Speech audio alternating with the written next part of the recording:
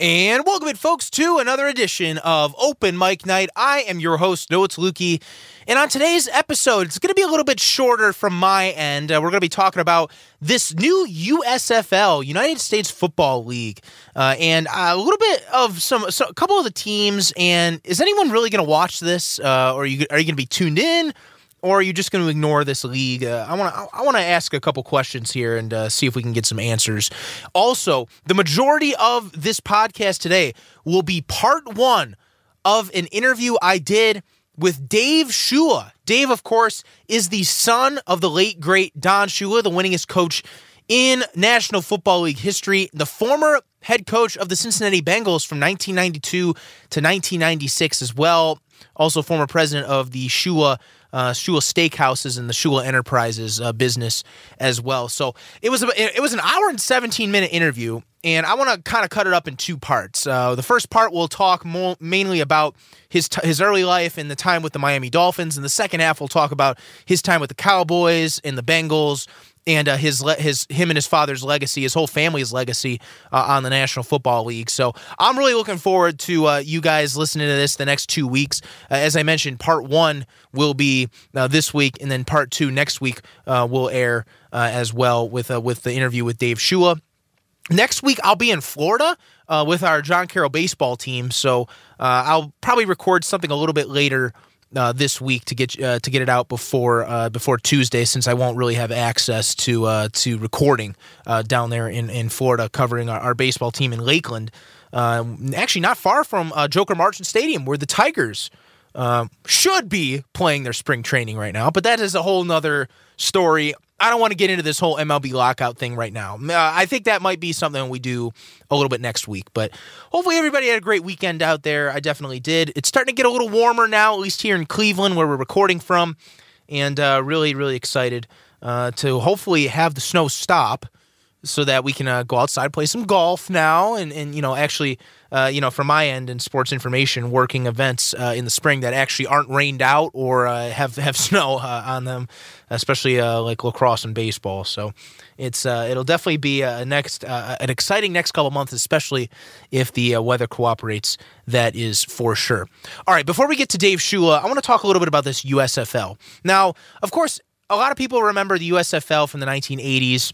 And how it was a rival league of the NFL. They tried to poach players, famous guys like Jim Kelly and Herschel Walker, among others. Reggie White also played in the USFL. That was when the contracts were a little bit bigger, and that's really when I think that's really what the demise of the USFL. They just started paying these big, enormous contracts to these players, and that eventually cost the league, and the league went bankrupt. And so the football was pretty good, because I think a lot of it had to do with these really, really good college players that were playing, and that would have been first round picks in the NFL, but. And a lot of them were, but they just decided to play in the USFL. So the talent was better. It seemed like it was more exciting as well. And they had stadium contracts in their respective cities. So, but a lot of that just really caused the demise. And the Michigan Panthers, which was Detroit's team, actually won both USFL championships in the 80s, the 2 years that the league existed. But who talks about those? Does anyone talk? Do you know anyone out there that talks about the Michigan Panthers 2 USFL championships? I don't think so. And, this is why I have people out here that are really into this league, that are going to watch a lot of football, and they think they're going to enjoy it. I take the side of all these leagues have failed. Think about all the leagues. It goes back to the World Football League. The World Football League in the 1970s. Larry Zonka and company, like some of those players played in it. That failed. USFL in the 80s failed. Then they tried bringing something back with the XFL. Remember that? The XFL in 2001. They made a whole ESPN documentary about it. It lasted 1 year. Now, the NFL did take some stuff from there, like the Sky Cam and miking up more players and all that stuff. But it failed after 1 year. Then a couple years ago, they tried bringing it back with the whole AAF, Alliance of American Football. Then they tried the XFL again, and then the pandemic kind of ruined all of that. And now they're trying to start off with this USFL, and it's a different model than some past teams. All the games are going to be at one or two stadiums in Birmingham, Alabama. We have some games at Legion Field, the famous field down there, and a couple at this protective stadium as well. So it's basically all these teams are going to play in these two stadiums. And there's going to be 8 teams: Birmingham Stallions, Houston Gamblers, New Orleans Breakers, Tampa Bay Bandits, Michigan Panthers, New Jersey Generals, Philadelphia Stars, and Pittsburgh Maulers. So a lot of these names are the old names of the actual teams that played in the original USFL in the 1980s. However, my question is, how are these teams going to build a fan base? Because if you think about it, if the NFL really, if they want to be like sort of a minor league to the NFL, I think that's the wrong idea. Football is not a sport where you have minor leagues. You don't need something to develop guys. The NFL tried that in NFL Europe, and to a certain extent, it worked a little bit. There were some guys, Kurt Warner was a big one. Tom Arth, John Carroll quarterback. I've talked about him on the podcast before. He played in Europe, in NFL Europe. He was a backup for the Indianapolis Colts for a little bit as well. Jeff Garcia, I believe, played in Europe. James Harrison. So they had guys in Europe that made it. But I don't know about this whole developmental football league. It's a good idea on paper, but I just don't know if it's going to succeed, because why would a team take a chance, like a 6th, 7th round pick on a guy, and then just have him play in the developmental league? These are, in the NFL, you just have, you have 53 spots. And a lot of these guys you find, undrafted in the later rounds, those are the guys that end up being the most valuable. When it comes to, building, say, Super Bowl teams and all that, a lot of those, most of an NFL roster is made up of those later draft picks, guys that, were drafted, undrafted, or drafted in later rounds. I don't know. I mean, I feel like for some guys here and there, it might help, but just overall, like a sort of a minor league system for the NFL, I don't get the idea really. And then also the whole thing of not playing in the stadiums back in their respective towns. Michigan Panthers, they're not playing at Ford Field. They're playing in Birmingham. Philadelphia Stars, they're not playing at the Lincoln Financial Field. They're playing in Birmingham. So I just want to know, how are fans going to get, how are they going to develop a connection to these teams if they can't even see them play in their home stadium? They got to go fly all the way down to Birmingham. Who's going to fly down to Birmingham to watch basically a minor league football team? Unless you know someone on the team, or are friends with them or something like that. I don't know. Or family. I really don't know. I don't know how they're going to develop this. There's a lot of questions. All these leagues seem to fail within a year or two. I just think this USFL is next in line. But we'll see. I mean, this could be like the NFL Europe. It lasts for a good 10 years before it folds. But I think Europe was a little different because, yes, it did serve as a developmental league, but it was also a league where they tried to, market football to Europe. This obviously is just the United States. So having this minor league football team, we'll see. It might give guys another chance, guys that would never see time on a National Football League roster, at least get them a chance to develop. And maybe if they just get more reps and develop more in games, then they'll be able to transition to the NFL better. But I just don't know. I think maybe each NFL team should have rights to one of these 8 USFL teams, and then they can kind of choose who they send down. I don't know. I think it's kind of confusing, but I guess we shall see. They're going to be kicking off in a couple months here. And I know the teams were all just named and everything as well. Yeah, April 16th. So just a little bit over a month away. They'll be kicking off. And they have a whole deal with Fox and all that. But I don't think that's as big of a deal because Fox had a deal with Fox and NBC and all those other big networks had deals with all these other leagues. I don't think I don't know if this is going to last. The fan connection thing is a big deal with me because I think for a team to grow, you need to have fans. I mean, look at Detroit City FC, the soccer team. They started in 2012 from grassroots, from nothing basically. And look at this, 10 years later, they have all these fans. Now, granted, it's a niche fan group, but they're getting 8,000-9,000 people a game because, and a lot of it is because of the fans. I just don't know how many fans these teams in Birmingham are actually going to get. If they played them, up in here in Detroit, I get it's a lot of money to get the stadium leased and all that, but if they were to play, at some field in Detroit, in Michigan, somewhere in there, I think they'd get more, fans that are actually curious and maybe want to be a fan of that team.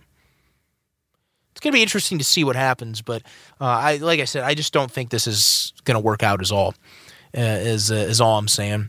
Coming up next, we have our interview with Dave Shula, Part 1, former head coach of the Cincinnati Bengals and son of the late, great Don Shula, winningest coach in NFL history. And joining us now here on the Open Mic Night podcast is Dave Shula, the former head coach of the Cincinnati Bengals and current wide receivers coach at Dartmouth in the Ivy League. Dave, thank you so much for joining us here. It's a pleasure. Oh, it's my pleasure to be with you, Noah.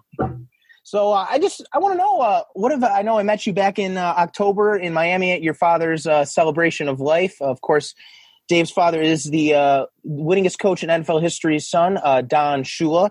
So what's been going on since, and have you been doing some recruiting and all that recently as well? Yeah, it's as you know, being in this business, you're busy, and so we at that point we were, I think, 4 games into our season. We ended up winning the Ivy League, going back-to-back championships, winning our 20th, which is the most in the Ivy League. So that's very gratifying, and wrapped up the weekend before Thanksgiving, and then we go literally that night. We went out recruiting 6 of our coaches, so no time for really celebrating. But we're out, recruiting in December, and then came back January. We're out recruiting again, and then had our official visit weekends because our academic calendar here is such that the students are gone Thanksgiving week and don't come back until the first week of January. So we don't do any official visits in December.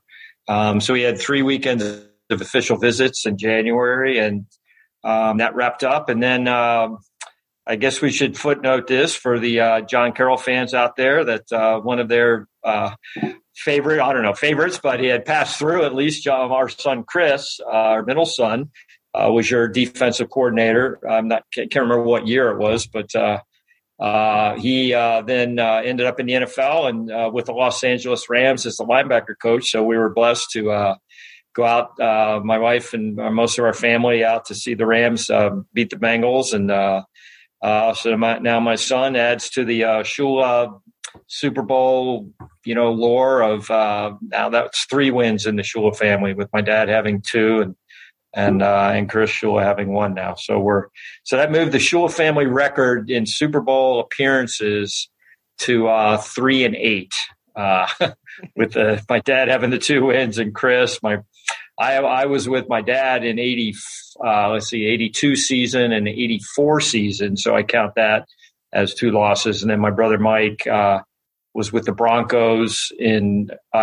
with the Panthers versus the Broncos in 2015, and then Chris, linebacker coach for the Rams, in 2018. So that's all our. So that was a very exciting time, and I wake up every day with a big smile, realizing that it's not all just a dream. We're getting to enjoy these. And I will definitely get to Chris and Dartmouth a little bit later in the podcast as well. So we'll kind of revisit that as well. But I want to start off with a little bit of your early life. So you were born in Kentucky in 1959 when your father was coaching over there. But then a couple years after that, he moved up to Detroit, where our podcast is based off of here. And he was the defensive coordinator for the Lions in the early 60s with guys like Alex Karras, and he built the Lions into one of the better defenses in the NFL at that time.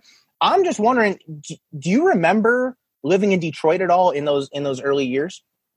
No, I could tell you that I do, but I don't. I mean, we moved out of there when I think I was 4. So I see. That was his last season. So I can't say that I remember. Now I've heard, stories. My dad would bring me to practice and They had a great linebacker and punter whose name was Schmidt. I'm forgetting his first name now. Joe Schmidt, and he apparently taught me how to punt when I was 4.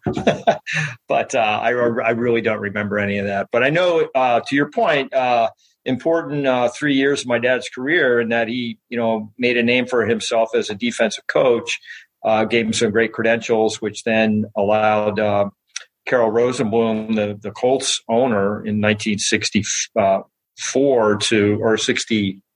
63. I guess it was 63. Yes. Was his first year he went to Baltimore. As the youngest coach in the league and ever. That gave him the bona fide, so to speak, or the creds to the owner to know that he could handle it, and it's a good kickstart to his career professionally. What's your first memory of watching your father coach? I guess would be going to training camps in the when I was in Baltimore. I'd get to go. I remember it was a highlight of my summer. I'd get to go out for a couple days and stay at training camp overnight, and be a water boy and a ball boy at practices, and just seeing him in his role as a coach, with commanding the staff and the team, and interacting with the players and staff and the fans, and running a practice. And, I remember vividly, his voice and the way people reacted to him, and thinking, oh, whoa, he he is a person of authority, and not that we didn't treat him that way at home, but certainly it was great to see him in the workplace, and the respect that he commanded from people, and how he dealt with people and interacted with everybody. I think it's very well documented too that you were very involved at these practices. You weren't just there to just watch and sit on a football or whatever. You were there and charting plays and all that as well. And then you eventually worked your way up to becoming a coach. So what made you want to be involved with your father so much at all these practices at a young age? I look back now that, with my wife and I have raised 3 sons, and now we have 4 grandsons and a granddaughter on the way, and look at, how he treated me. And I've thought about what, your question, and really he loved having me and my sisters and my brother around, and he would find ways to include us. And then you sensed his natural enthusiasm and passion for what he did. And that, I think, is a great starting point for anybody to, okay, well, he really loves doing this so much. There must be something to it. And I remember, here's a simple thing. I remember riding home with him after Colts games, so now I'm, 4 or 5 years old, and learning how to read. And I remember one of the ways I learned how to read was he would ask me to read him the stats in the car going back to the house after the game. And if I had a question on something, I'd show it to him. And that's how I distinctly remember that was one of the ways I learned how to read. But just like I said, being around him and sensing his enthusiasm and passion for what he did. And then, of course, the excitement of, being there on game days. And I vividly remember, sitting when I was a young guy up in the stands on Colt home games, and the crowd, the crescendo building for when John Unitas was the last guy to be introduced as their quarterback, and he'd come out, going about as slow as you can go with his black high tops on. But there was, you never heard his name said, because there was such a roar of, applause of people that just loved him and loved the Colts. And, so being around that kind of environment was pretty easy to get caught up in it. Now, when you were a coach later on, did Chris ever go around and follow you around and chart plays? Yeah, I remembered, my joy of being able to be around my dad. So when Chris's older brother, Dan, who ended up being a college coach for 11 years himself and playing college football in high school, I would, as soon as they were old enough, I brought Dan and then Chris and Dan, when they could both come to Cincinnati and do the same thing. They'd get to stay and for a couple days and be ball boys and be around. And then, eventually got to, get more involved. Now they were young guys. They were in middle school. So, didn't get too far along, but they really enjoyed it. And they talk about that. They talk about how much they enjoyed being around themselves and their passion. And then they, both of them, actually all three of our sons ended up coaching at one point, Dan for 11 years in college. And then Chris now still coaching with the Rams. And then our youngest son, Matt, who he started out coaching and got into video, filming practices and games, and then ended up becoming a pilot, commercial pilot. But yeah, at one point they were all coaching. Wow, coaching just runs very, very deep in that Shula family. If that is for sure. But I want to know. So you played football growing up as well. I believe Chaminade High School. You graduated from down in Miami, and then you decided to go to. You played at Dartmouth. So why Dartmouth? And did you ever? Did your father ever want to say, "Hey, go up to University Heights and come to John Carroll"? He did mention John Carroll a few times, but I was so far removed from there, and I was, I was recruited by University of Miami in Florida, and in fact signed a national letter of intent to go to Florida State, and that's what I thought I was going to do. When Coach Bowden, I think, was in his second year there, this had been 1977. And then our defensive line coach at my high school, it was a Dartmouth grad, played football there, and he said to me after I signed, this was in February, Dave, I know you pretty well, and I think I've been thinking about this. I should have said something earlier, but I think Dartmouth is a place you'd really be interested in, and I didn't even know how to pronounce it. I thought it was Dartmouth. I mean, I had heard of the Ivy League. I know it was a bunch of really smart people that, they had sports, and I didn't know anything about it. I grew up in Miami, right? And so then he goes, Winter Carnival's coming up, and I know you like, the winters and things. And so I could set up a trip for you and, at least check it out.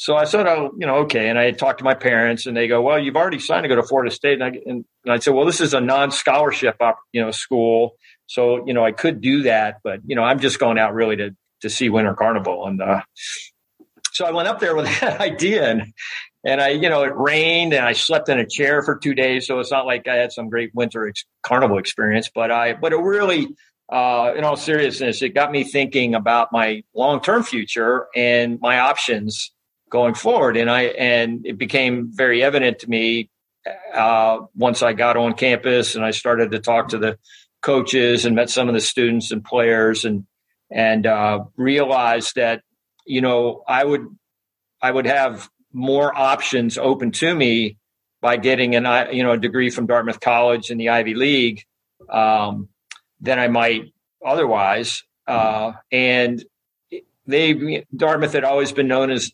the jock school of the Ivy League because, as the smallest school in the Ivy League, we have the highest percentage, almost 20% of the student population. It's still the same way, are varsity athletes. And then where we're located up here in the woods, and it's just a great combination of a very outdoorsy feel with a lot of, great athletes that are really smart. And I just really liked the entire trip and concept. And then I knew if I was good enough to play football, if I was good enough playing football, I'd get a chance to go on professionally, which I also knew was kind of a long shot, based on being growing up around it and seeing these, super athletes that the Dolphins had. And I knew I was not one of those guys. So anyways, I came home and I told my parents said, well, how was your trip? And I said, I really, I liked it. And I go, I really liked it. And my dad said, no, you didn't. and because now I'm going from, a commitment to Coach Bowden in Florida State and a national letter of intent and plus a scholarship, to a non-scholarship, school. But my dad and my mom, talked to a lot of people that knew about Dartmouth and knew about the Ivy League, and they basically came to the conclusion, or people were telling them, look, if your son has the opportunity to go to a school like that, and you tell him, and he wants to go there, and you tell him no, shame on you. So they came around, and it changed my life. It just, I was able to get a degree. I majored in history and a minor in education here, and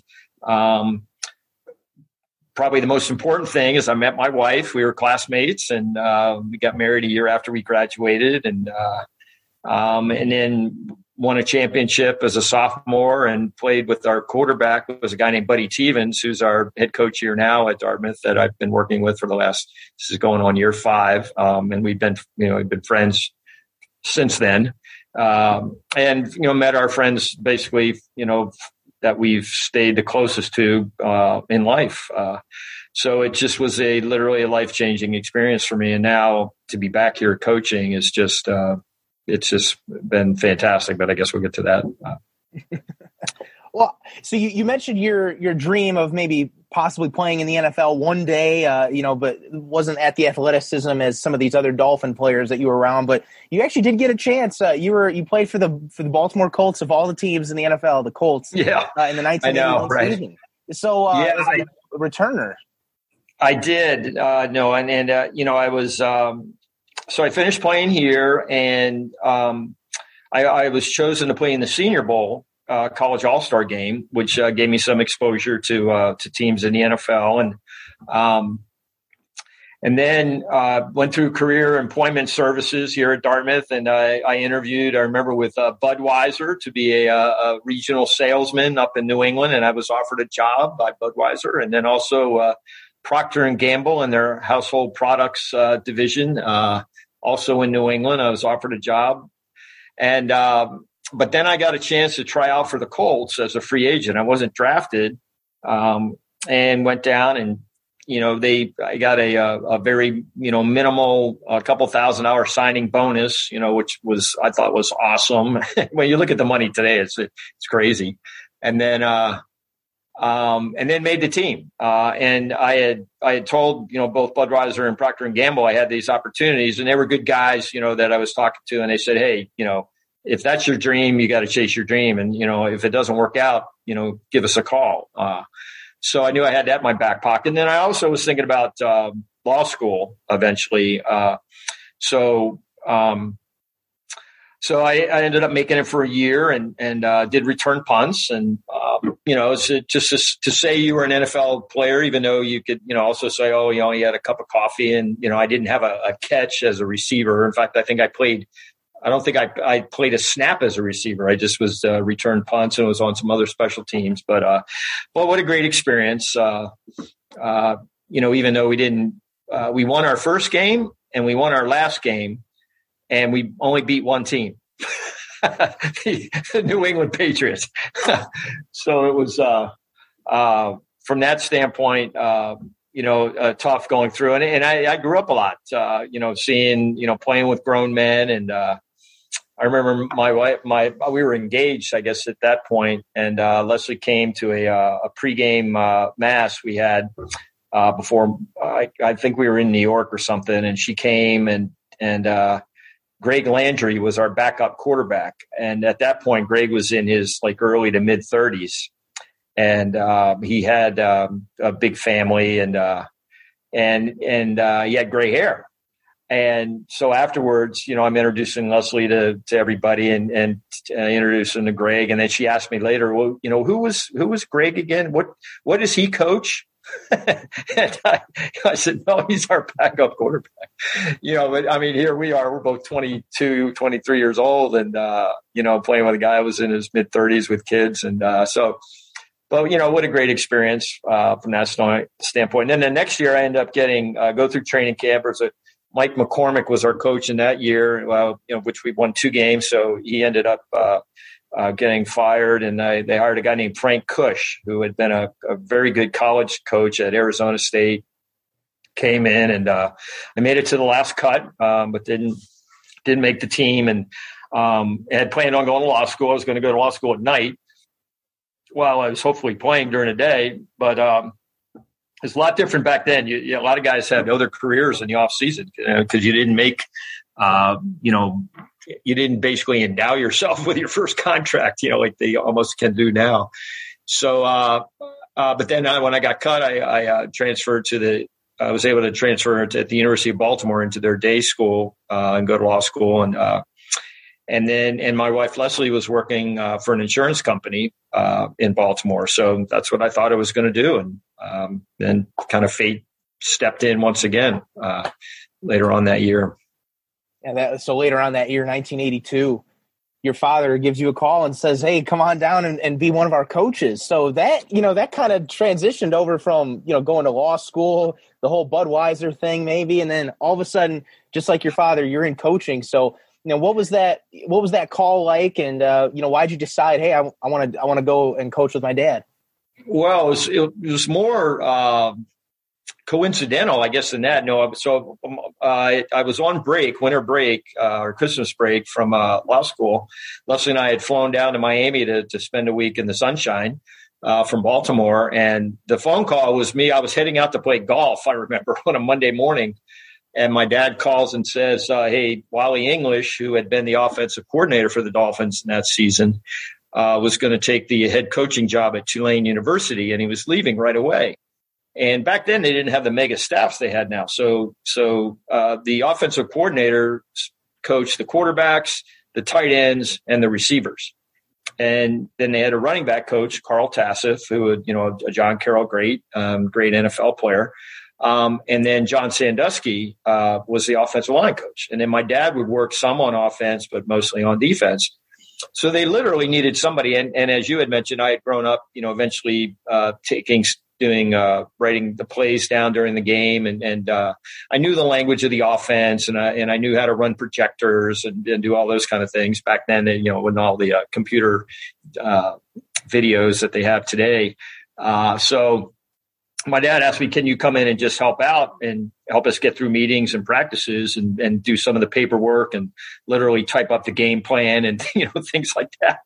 And they had 2 games left in the season. That was a strike year in 1982 that they only played 9 regular season games. So they had played 7, and they had to win both games to get to the playoffs. And he said, can you come in and help us for these last 2 games? And I was on break. So I said, okay. And, I talked to Leslie. She said, yeah, I'm fine. I'll enjoy the beach. And then I'll go back to work next week. And so that was the plan. But then we won both games. And so now, we're in the playoffs. And my dad says, well, I know you're supposed to go back to law school. Can you call the dean and see if maybe you could get a week's, extension? And so I call the dean, and he goes, yeah, that'd be okay. And we win. Otherwise, I'm back in law school. So I call the dean again, and he goes, it's not going to be pretty. You might be able to handle it, but okay. And then we win again. So now we're in the Super Bowl. And I call the dean, and he goes, well, you're going to have to defer. So I had to I couldn't start in law school again until the following winter, because I don't know if it's still that way, but the courses were sequential. So I would have to wait till the following winter to start up again. So, we go to the Super Bowl. We don't win. We lost to the Washington Redskins. So then after Leslie's back in Baltimore working for the insurance company, and my dad, after, the game's over, we go back to Miami, and he goes, well, what are you planning on doing? And I go, well, I had a job the previous off season in a law firm in Baltimore. And I was they offered me the opportunity to come back and work for them. And Leslie was working, for the insurance company. So I said, well, that's what I'm planning on doing. And he goes, well, and in his inimitable way, he said, you didn't screw it up too badly. I'll offer you a 1-year contract, and we'll see how it goes. And I had nothing to lose. I couldn't go back to law school until winter. And so I called Leslie, and she was able to transfer with her insurance company down to Miami. So, there we were. Now, fate once again, now this is the spring of 1983 draft. And those that are trivia, Dolphin trivia people or NFL trivia people would know that the quarterbacks for the Dolphins in the 1982 season were really two guys that shared the position. David Woodley, who would be like you call him a wildcat quarterback today, and then Don Strock, who was a 6'5", great drop back passing quarterback. And between the two of them, that's how we, would win games. But in that draft, there was a guy named Dan Marino that fell from. We had him rated. We had Elway was taken the first pick. We had Marino and Elway very closely rated. And there was also Jim Kelly and Todd Blackledge and Tony Eason and a guy named Ken O'Brien in that draft. And we had Marino. We didn't even really study him much. We just knew how much we loved him, and we had him rated really high because we'd never thought. We had the 27th pick. Back then there were 28 teams. We had the 27th pick. So we're sitting there in the draft, and Marino keeps falling, and we're going, oh my gosh, we were going to take a defensive lineman, and we're all set to do that, but then Marino keeps falling, and eventually you get in that situation, and you go, well, all these teams, they must see how good he is. Why is he falling? What is it that we don't know about Marino that's causing this to happen? And so finally, my dad calls up the head coach at the University of Pittsburgh was Foge Fazio, and my dad calls Foge, and he goes, Foge, he goes, what don't we know? He goes, Coach, there's nothing that you don't know. The guy is unbelievable. Take him, and you'll be very happy. And fortunately, we did. So now I'm his coach, and that made my life easy. And we end up in the Super Bowl 2 years later, and we're in, I think, Super Bowl. We're in the playoffs the first 5 years he was in the league. And I'm the offensive coach, so and then we brought in a couple of receivers of the Marks brothers, Duper and Clayton, and we had a very good defense. And so it was just, again, I was very fortunate to be around some great players and coaches, and then just kind of rode that wave for 15 years in the NFL.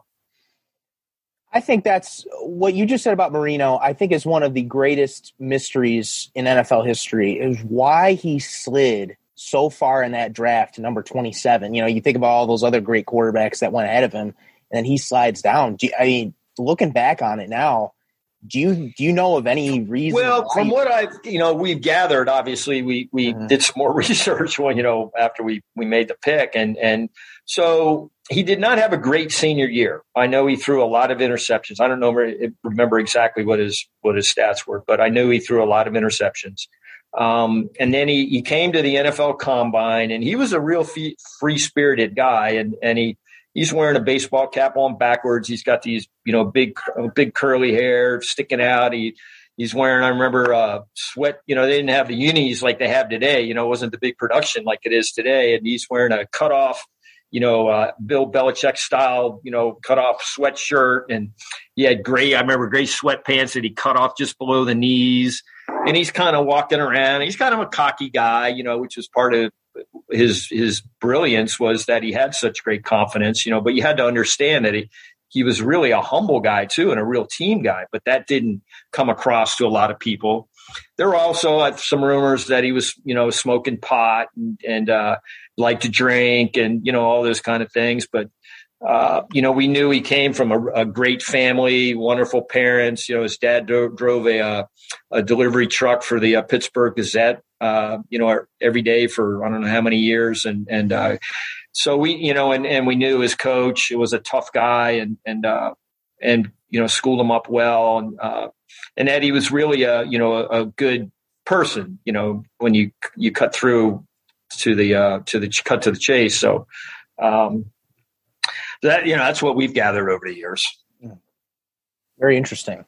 But, you talk about all the players that you worked with as well, the receivers, Dan Marino, those guys like Mark Clayton, Mark Trooper, the Marks brothers, Nat Moore was another great one as well. So if you're coaching these guys and these guys are about your age and some of them are older, how did you, in a sense, get them to buy into what you were saying, even with you being, younger or just the same age? Well, I knew the offense. So with the young guys, I knew the offense. So they had to come to me for the information. But for the guys like you mentioned, Nat Moore, and there was another great player. We had Jimmy Cephalo, a Penn Stater that was a very good player in the NFL, and he was older. And, I didn't try to come in and say, you're going to do it my way. I was learning from them, to be honest with you. And they respected my dad so much and wanted to win. And we were kind of working together on things, where I would break down the film. I had, that I was, as a coach, that's your job, breaking down the film and presenting the tendencies of the defense and what, how a cornerback played a certain coverage or, and I was pretty good at picking things up off the film and giving them some pointers as to, what would help them during the game. And then, they taught me a lot about, pass route technique and being a pro and they were great. My dad had a great culture with the team and that the older guys are going to help the younger guys. And, so that was already there when I got there. And so, Nat and Jimmy were great in helping the Marks brothers and the other young guys we had over the years. And we got that culture going. And, and then eventually over the years, I was there for, I guess, 7 years, I think. I earned my creds and, started to do some play calling and those kind of things. So,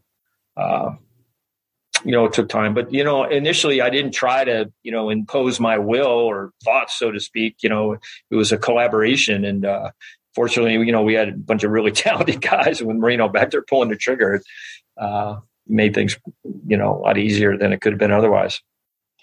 What's something about Marino that maybe some people don't know about beyond his arm talent and physical ability? Something about him that made him special outside of those physical characteristics? Yeah, it started with his mindset. No, he wanted to be the guy to throw the ball and have the game in his hands. You've got to have that as a quarterback, and then his vision was unbelievable. Most guys when they're younger, especially at the quarterback position, their vision is like this. Like a horse with the blinders on. And a horse is only in a race is only going to focus on what's, directly in front of them and do what the jockey says. Well, you can't play quarterback that way. You need to be able to see, almost, 180 degrees. And he had that ability. He would do things. And for example, I remember we were playing the Steelers in a playoff game and we had our blitz break-off system. And, if the safety came from the left, the receiver on that side would run a slant. And, Marino would throw it the slant, and into the face of the blitzer. We always would throw into the face of the blitzer. Well, we get in the game and that happens, except Marino, instead of throwing it over to the left to Mark Clayton on a slant, he throws it to the other side to Mark Duper, who runs a hitch route, which we never ran. and Duper makes a corner miss and he runs for a touchdown. And so everybody, he comes off the sideline and we go, what the heck just happened? How did that happen between Duper and Clayton and Marino? And Marino said, well, I don't know. I looked at, I knew safety was coming and I looked at Duper. I winked at him. He winked at me and I just threw it to him.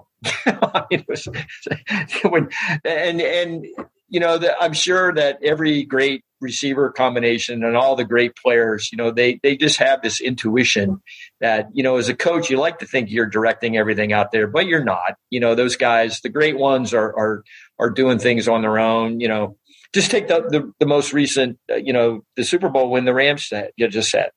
I don't, if you saw in the last drive, Matthew Stafford throws a no-look in route to Cooper Kupp.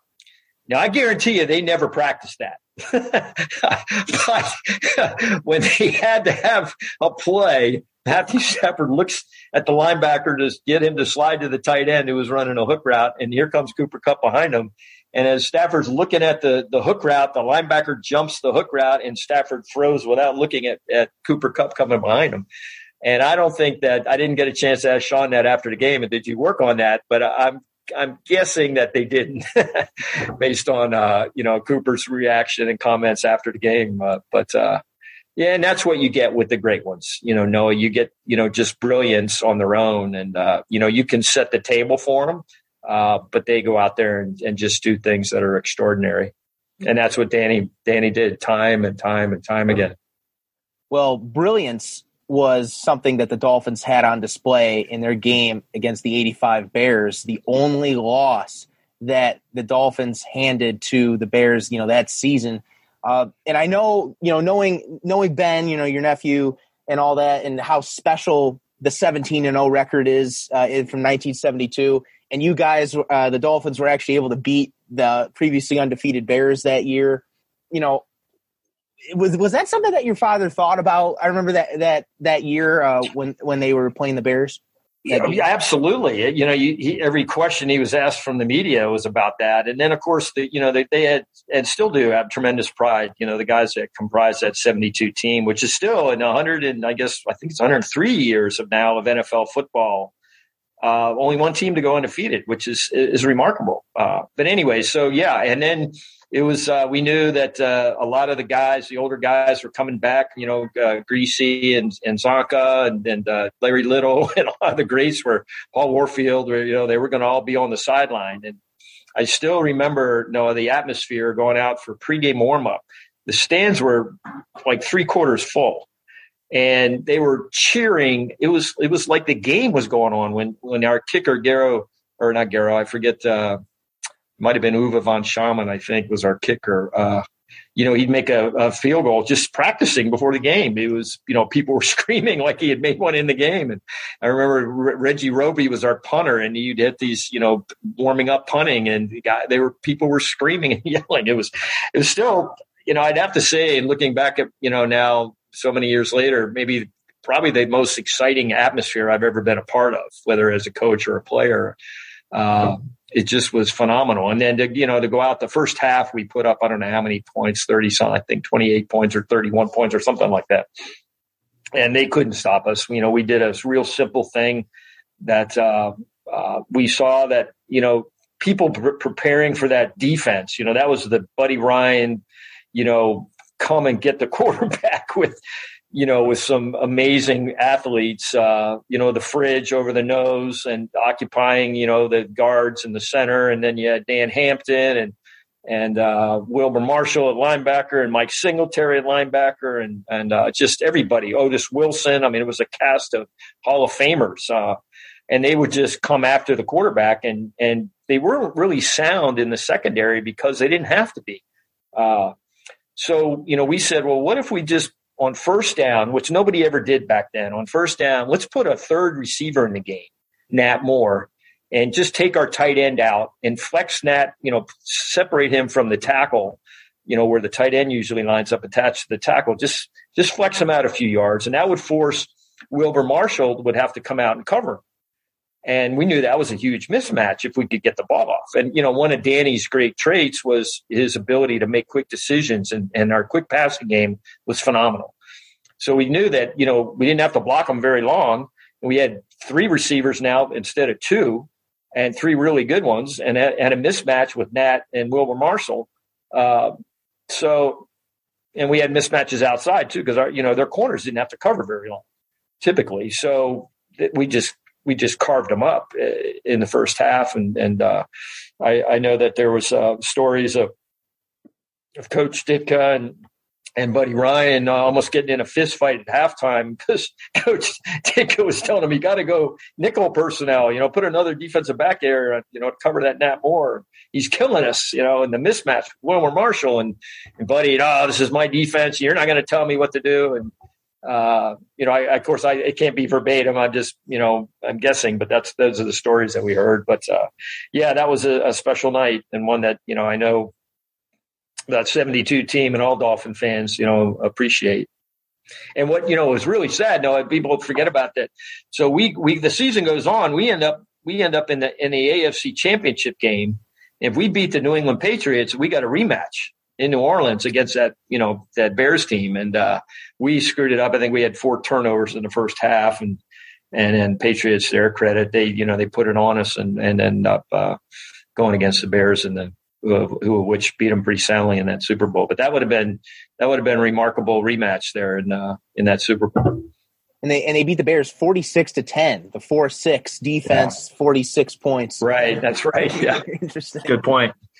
So I want to ask you more about quarterbacks, and it seemed like your father was very good when the starter was hurt and the backups had to come in. You saw it in Baltimore with when Tom Maddie had to come to the game, or old Earl Morrall saved them in 1968 and 1972 when Greasy got hurt there, and David Woodley, Doug Peterson, Scott Mitchell. Those are other really good backup quarterbacks that played well when Marino was hurt, and then Woodley a little bit before. But what is it? What's the reason behind that? Of all the Greasy and Marino and those other good starting quarterbacks that he's had, Unitas with the Colts as well. These backup quarterbacks are ready to play, and he's able to win even with his back against the wall with all the starters being out. Yeah, it's a good point. It was the system and how he made sure those guys were prepared, so they would get. I know they get. I know what teams are doing now, and those guys got more reps back then in the regular practices than they do now. And I'm not saying the systems now are screwed up. I'm just telling you the difference. And so they got reps in practice, and then they were like I'm sure everybody does now. You would have a separate game plan of if in the course of that game the backup had to come in. You had a game plan for that quarterback. Basically it was, what plays are you comfortable with? And those are the plays, regardless of whether they were a great fit for the game plan or not. Those are the plays we're going to go with because you have a better chance of executing a play and have confidence in than you do that might be one great for the game plan, but you didn't maybe rep it enough or you didn't feel that comfortable with. That's just not your style.